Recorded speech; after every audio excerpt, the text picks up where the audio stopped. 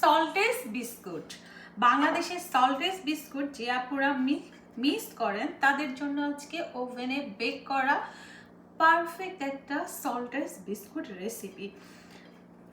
রেসিপিটা শেয়ার করার আগে বিস্কিটগুলা দেখাচ্ছি যে কেমন হয়েছে, কতটা পারফেক্ট হয়েছে, মানে দেখেই না ইয়ামি লাগতেছে। আমি একটু বেক বেশি করছি কারণ আমার কাছে যে বিস্কুটটা একটু ভাজা বেশি বেশি ওইটা ভাল লাগে। এখনো লাইট গরম আছে আর ভিতরটা জাস্ট দেখাচ্ছি পারফেক্টলি ময়েস্ট, মানে সল্ট বিস্কুটগুলো বেকারিতে যেরকম থাকে সেই বিস্কুটটার ডিজাইনটাও না মানে সুন্দর হয়েছে। চলেন ডিটেলস রেসিপিটা শেয়ার করি।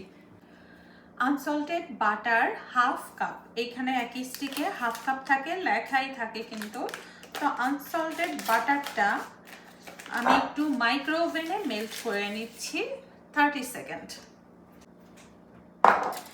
30 সেকেন্ড পরে মানে জাস্ট মেল্ট করছি, গরম খুব বেশি না, লাইট একটা গরম। এখন আমি এখানে পাউডার সুগার অ্যাড করব।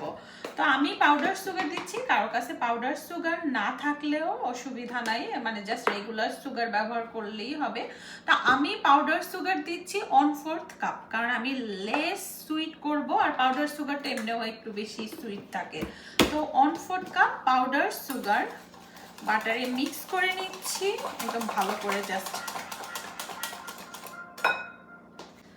লবণ, আমি পিঙ্ক লবণটা ব্যবহার করতেছি, তো যে যার মতো লবণটা দিবেন। তা আমি 1 টিস্পুন পরিমাণে লবণ অ্যাড করতেছি, 1 টিস্পুন। লবণের পরিমাণটা একটু বেশি দিচ্ছি, সল্টিটা হলে বেশি ভালো লাগবে। চিনি লবণ মেশানো হলে এর মধ্যে 1 কাপ পরিমাণের ময়দা, ময়দাটা মিক্স করে, আর হাফ কাপ পরিমাণে চালের গুঁড়া। এই মিশ্রণটা কোনো প্রকার পানি বা অন্য কিছু ব্যবহার করব না, জাস্ট এটা দিয়ে একটা ডো বানাবো। আমি শুকনো চালের গুঁড়া ব্যবহার করছি, একটু হাত দিয়েই মাখাইতে হবে এ পর্যায়ে। জাস্ট শক্ত একটা ডো। আর কালো জিরা দিব 1 টিস্পুন, একটু বেশি। এবার ডোটা আমি আমার এইখানটায়, আমার ডোটা না মানে ঝরঝরা বেশি, কারণ চালের গুঁড়াটা হাফ কাপ না, আসলে কম বেশি হয়ে গেছে। 1/4 কাপ দিলে এই মাপে ঠিক হইতো। তো যাই হোক, যেহেতু আমার ডোটা ঝরঝরা বেশি, আমি একটা রুটি বানাবো, তার মানে এই পর্যায়ে এরকম হলে আমি একটু বাটার অ্যাড করে নেব। এর মধ্যে এই পর্যায়ে না টেবিল চামচ মেপে দিব, 1-2 টেবিল চামচ দিলাম। হোপফুলি পারফেক্ট একটা ডো হবে, তার মানে 3 টেবিল চামচ।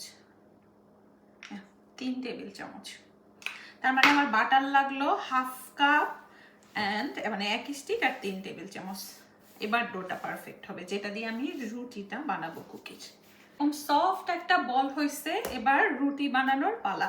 তো এই লেভেলে না প্রেস করলে দেখা যায় মানে সাইডে একটু ভেঙে যাওয়ার থাকে, যেহেতু অনেক বেশি সফট না আর বাটার দিয়ে ডোটা করা, এর মধ্যে অন্য কিছু যায় না। স্লোলি একটু প্রেস করে করে করতে হবে।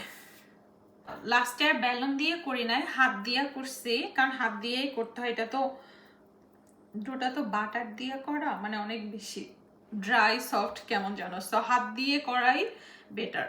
লাস্টের দিকে ফিনিশিংটা একবারে পাতলা হবে না, মানে বিস্কিটটা যেরকম থাকে ওরকম। তো কাঁটা চামচ দিয়ে একটু ডিজাইন করে নিচ্ছি, জাস্ট এরকম একটু দিয়ে উল্টা সাইড দিয়ে, এরকম উল্টা সাইডে কাঁটা চামচ ধরে তারপরে জাস্ট এরকম প্রেস করে নিচ্ছি কুকি ডিজাইনের জন্য। এবারটা না করলেও অসুবিধা নাই, দেখতে যেন একটু ভাল লাগে। জাস্ট একটু প্রেস করে উল্টা পাশে করলেই একটু ডিজাইনটা যেন হয়ে যায়। আমি 4 সাইডটা পিজা কাটার দিয়ে কাটতেছি, এটা কেউ চাইলে নাইফ দিয়েও কাটতে পারেন, মানে যে যার মতো। না কাটলেও কোনো অসুবিধা নাই।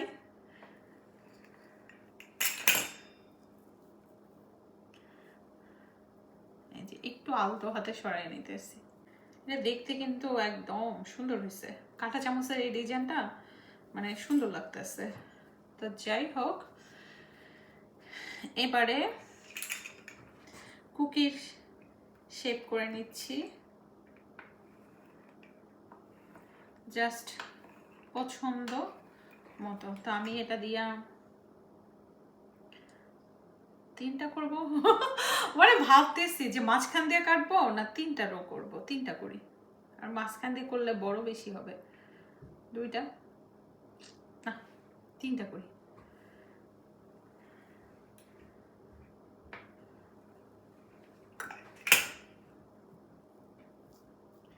যেহেতু নিচে আমি কিছু দেই নাই, তো একটু আলতো হাতে নাইফ দিয়া নিচে আসলে একটা ওই যে বেকিং পেপার দিয়ে নিলে না ভালো হতো।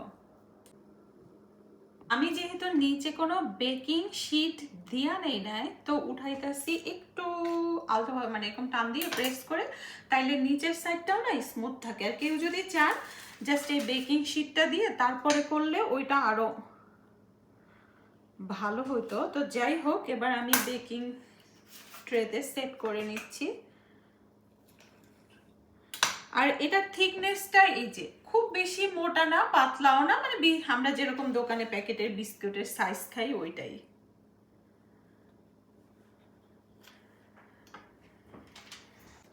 কুকিগুলা বানানো শেষ। এখন আমার এক্সট্রা যে ডোটা ছিল সেটা দিয়েও একটু বানিয়ে নিচ্ছি। তো এখন এটা আমি মিনিমাম আধা ঘন্টার জন্য নর্মাল ফ্রিজে রাখবো। তো নর্মাল ফ্রিজে রেখে দিচ্ছি। আধা ঘন্টা পরে কুকিগুলা কিন্তু বেশ ভালো শক্ত হয়েছে, কারণ যেহেতু বাটারের। এবার আমি বেক করতে দিব, ওভেন গরম দিছি 360 ফারেনহিটে। তো বেক করব প্রথমে 10 মিনিট, দেখি 10 মিনিটের পরে কি অবস্থা হয়। আমি ওভেনে ফার্স্ট শেলফি দিয়ে দিতেছি, ওভেনে টাইম সেট করে দিতেছি 10 মিনিট। বিস্কিটগুলো ডান, তবে আমি ওভেনে 360 ফারেনহিটে 30 মিনিট দিয়েছিলাম। 30 মিনিট পরে বিস্কিটগুলি ডান, পরে টাইমটা বাড়াইয়ে দিছিলাম। আর একটু ঠান্ডা হওয়ার পরে তারপরে সার্ভিং ডিশে দিছি, নাহলে কারণ গরম গরম অবস্থায় না একটু বেশি নরম থাকে, ভেঙে যাওয়ার সম্ভাবনা থাকে। আর বিস্কিটগুলা মাশাল্লাহ মাশাল্লাহ, আই এম হ্যাপি। কারণ আমি মাঝে মাঝে চা খাই না, আমি চাকর না, অকেশনালি চা খাই। চা খাইলেই দুধ চায়, আমার বিস্কিট লাগে। আর এই বেকারির এই সল্টেজ বিস্কুটটা আমি খুবই মিস করতাম। তো আজকে এরকম ঝটপট মাত্র 1 কাপ ময়দা দিয়ে অনেকগুলা বিস্কিট বানাইয়া ফেললাম প্রায় এখানে, ভালোই। তো যারা যারা মিস করতেছেন আপুরা, রেসিপিটা ফলো করে কিন্তু বানাইয়া ফেলতে পারেন। আর কেউ বানালে অবশ্যই জানাবেন কেমন লাগছে।